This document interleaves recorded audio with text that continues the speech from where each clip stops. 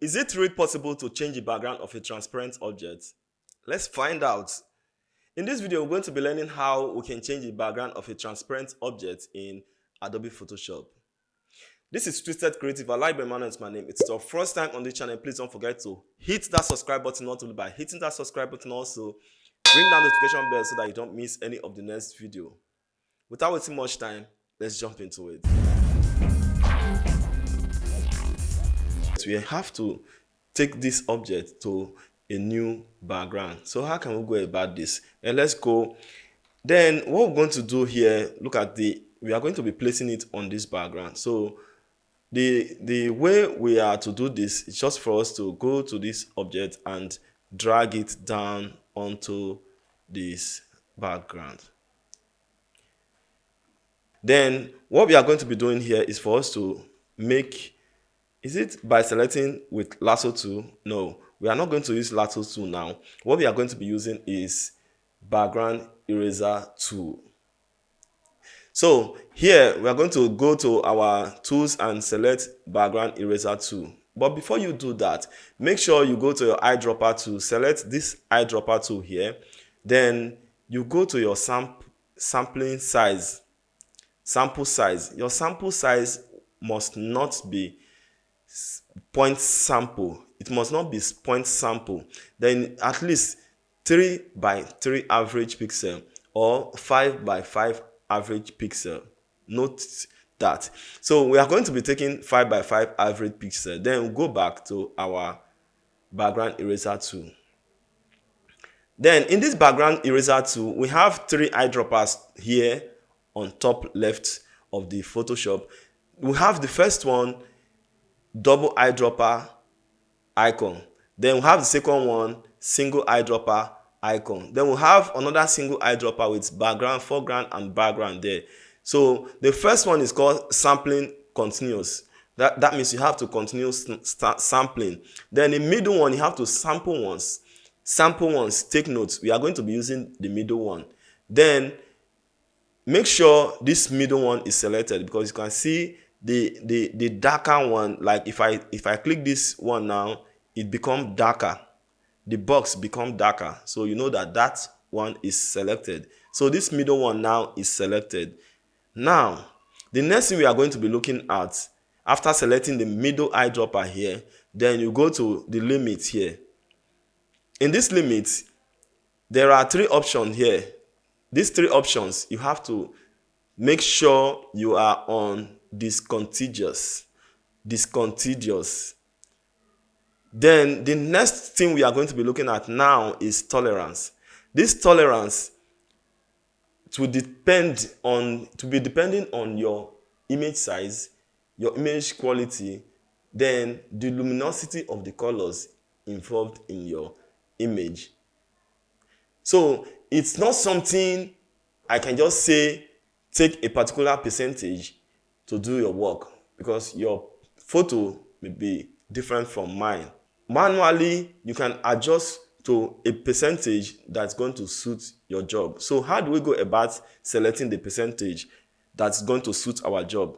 Then let's give this a try. Give it a try by doing it with this. Like, let's say if I go like 100%, for instance, 100%, you can just go there and type in 100. Then you select your sample.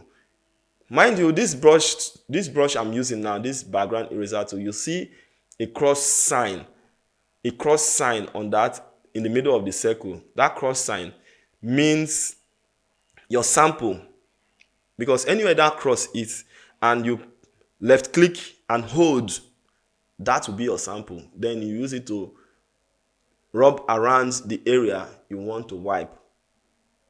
I don't know if I'm understood. So okay, let's go. I'm making my selection now by using my right click it once and hold it down. So I have my sample from the white background. Then I clean across.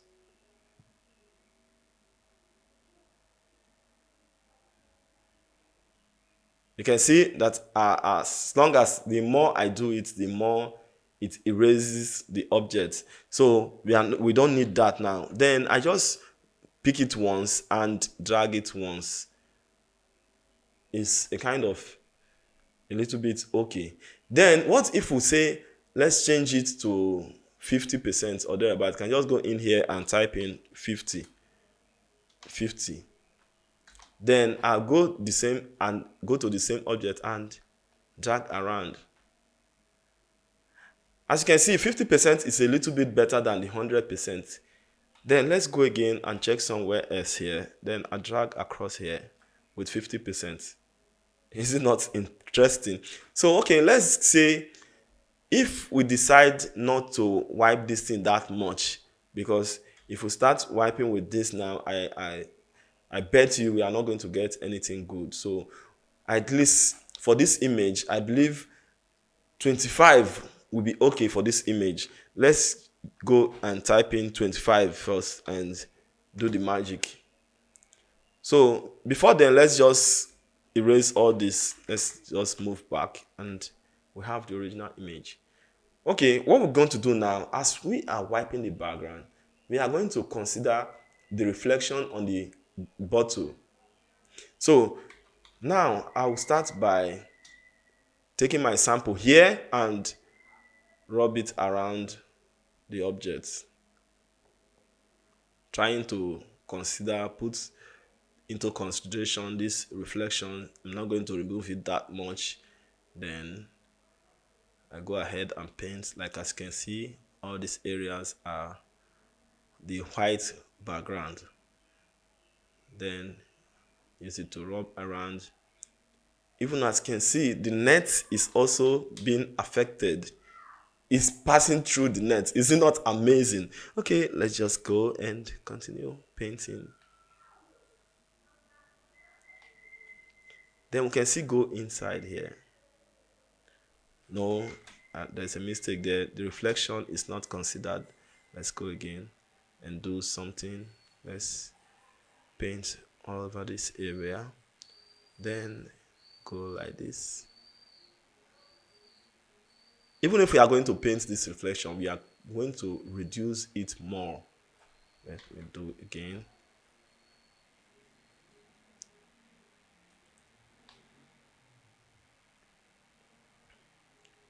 Even this reflection, if we are going to affect this reflection, we are going to reduce the tolerance before we affect the reflection, so that it's going to be lighter.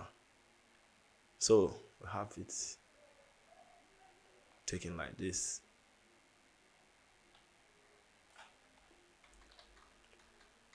So this is just wonderful. Okay, let's go for the reflection area and just say let's go to take it to like 10% and select our sample here and go into the reflection and do something. But that place is not transparent anyway. Like this place is a little bit, just make it a little bit soft. So I think we are okay with this now. The next thing we are going to be doing is just try and mask around this thing so that we get a perfect selection of the edges. Because if you take a look at this area, like you can actually go and do it more, but what we are concerned about is the transparency of this bottle. Is the transparency of this bottle. So what we are going to do now, grab our lasso tool and start masking. Can mask in the area, careful, just precisely mask it in. But time is not going to permit us, so I'm going to do it as fast as I can.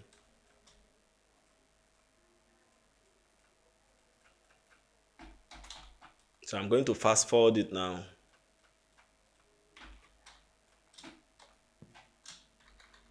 It's not straight here. I'm going to fast forward it.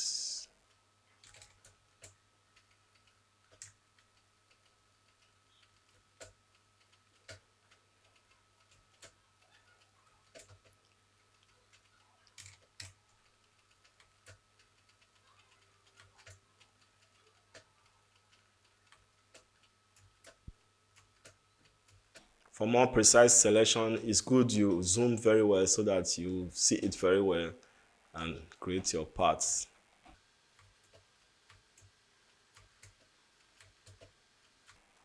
Can reduce the zoom.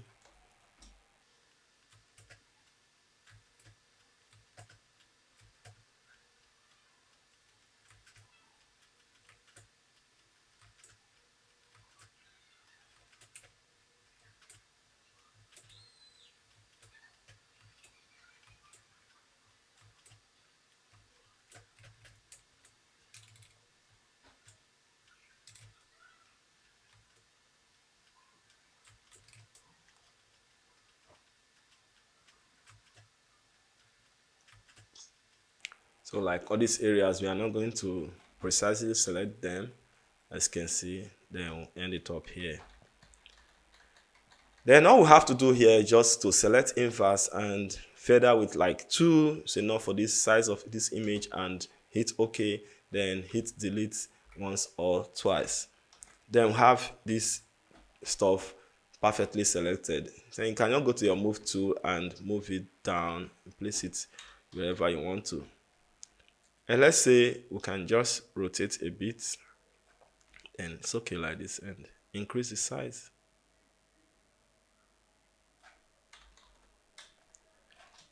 So like as I'm seeing this now, it's like it's too bright. I can just go to my brightness and contrast and reduce the brightness and add a little contrast. Then as you can see, we have a wonderfully selected glass here. Like as you can see, just take a look around the background. So you can feel this transparency.